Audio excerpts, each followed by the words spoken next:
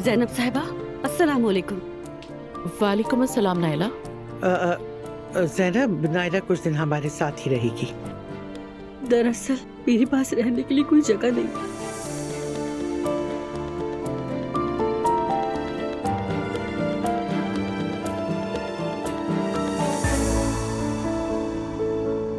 नायला का कुछ पता चला है? नहीं, मुझे नहीं मालूम। मॉम के घर पर है वो। तुम्हारी अम्मी के घर? वो घर आ गई थी। हस्बुनल्लाह। शर्म भी नहीं आती। तो क्या वो वहीं रहेगी? फिलहाल तो ऐसा ही लगता है। भाई, तुम्हें शायद नायला से बात करनी चाहिए।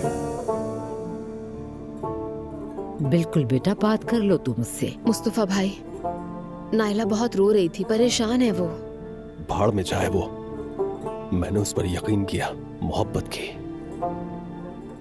मुझे जिंदगी में बस एक चीज चाहिए थी, और वो ये कि मैं बाप बनूं,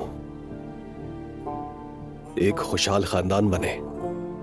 और अब अपनी बेवकूफी पर शर्मिंदा हूं। ऐसे तो मत कहो तुम। अम्मी, अब मैं इस बारे में कोई और बात नहीं करना चाहता।